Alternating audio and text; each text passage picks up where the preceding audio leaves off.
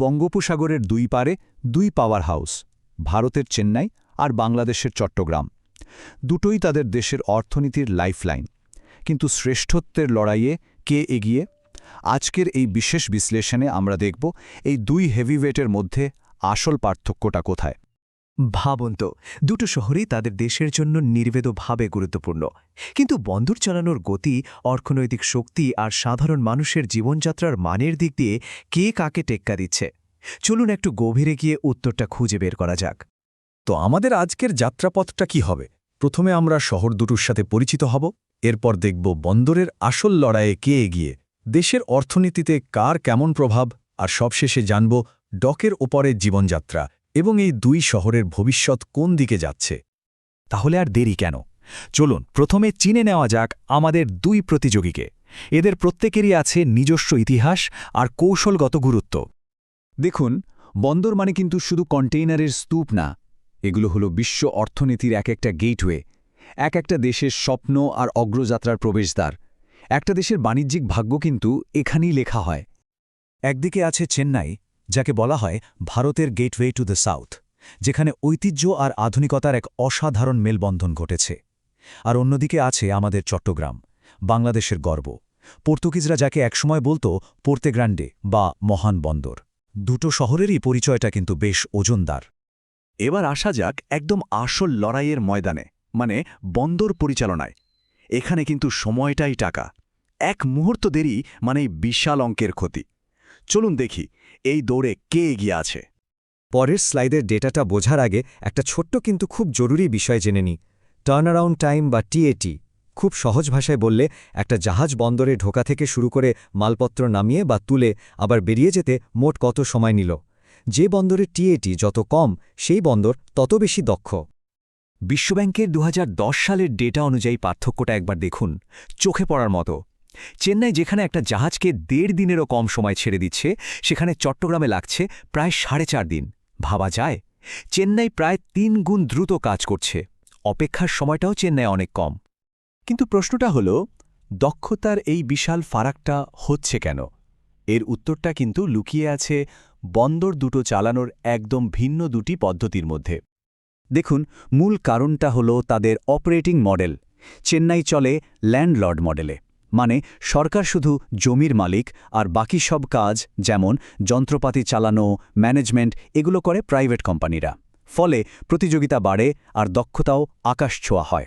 অন্যদিকে চট্টগ্রাম হল টুল পোর্ট, মানে জমি থেকে শুরু করে ক্রেন পর্যন্ত প্রায় সবকিছুই বন্দর কর্তৃপক্ষ নিজে চালায়। বেসরকারি অংশগ্রহণ কম, তাই প্রতিযোগিতাও কম, আর তার প্রভাব পড়ে গতিতে। এই বন্দরগুলো কিন্তু শুধু একটা শহরের গেটওয়ে নয়, এগুলো পুরো দেশের অর্থনীতির হার্টবিট। চলুন দেখি নিজ নিজ দেশের জন্য এরা কতটা অপরিহার্য। বাংলাদেশের বাণিজ্যের এই চিত্রটা দেখুন, মাথা ঘুরিয়ে দেওয়ার মতো। দেশের প্রায় 85% আমদানি আর 80% রপ্তানি সবকিছুই একা চট্টগ্রাম বন্দরের উপর নির্ভরশীল। এটাকে আক্ষরিক অর্থে বাংলাদেশের অর্থনীতির লাইফলাইন বলা যায়।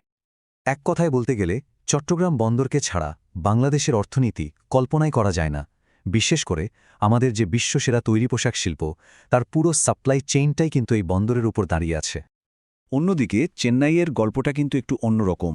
ওরা যাকে বলে সব ডিম এক ঝুড়িতে রাখেনি।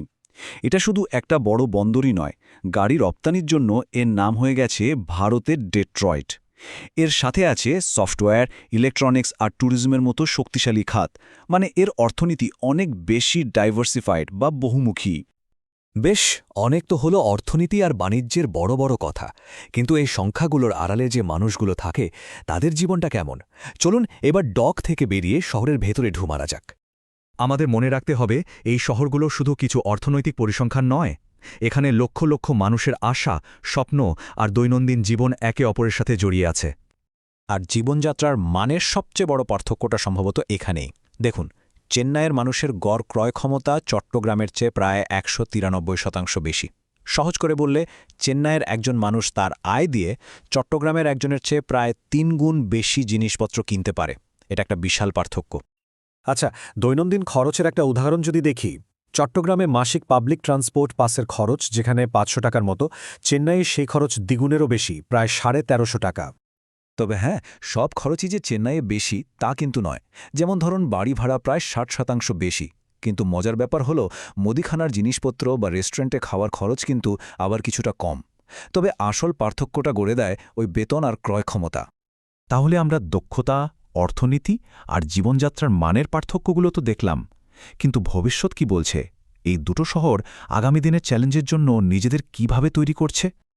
পুরো ব্যাপারটাকে সংক্ষেপে বললে, চেন্নাই বেছে নিয়েছে বৈচিত্র্য আর বেসরকারীকরণের পথ, যা তাকে একটা মাল্টি ডাইমেনশনাল অর্থনৈতিক হাবে পরিণত করেছে। অন্যদিকে চট্টগ্রাম দেশের প্রধান লাইফলাইন হিসেবে তার গুরুত্ব ধরে রেখেছে, কিন্তু তার সামনে এখন আধুনিকায়ন আর সক্ষমতা বাড়ানোর বিশাল এক চ্যালেঞ্জ। খোদ বিশ্বব্যাংকও কিন্তু চট্টগ্রামের চ্যালেঞ্জটা স্পষ্টভাবে তুলে ধরেছে। তাদের মতে বন্দরের বর্তমান যে প্রাতিষ্ঠানিক কাঠামো তা একটি আধুনিক রপ্তানিমুখী অর্থনীতির চাহিদা মেটানোর জন্য যথেষ্ট নয়, একে বদলাতে হবে। কিন্তু এত সব চ্যালেঞ্জের পরেও চট্টগ্রাম বন্দর কিন্তু থেমে নেই। প্রতি বছর এর কার্গো হ্যান্ডলিং বাড়ছে, নতুন নতুন রেকর্ড তৈরি হচ্ছে, যা আসলে এটাই চোখে আঙুল দিয়ে দেখিয়ে দিচ্ছে যে বন্দরের সম্প্রসারণ আর আধুনিকায়নের আর কোনো বিকল্প নেই।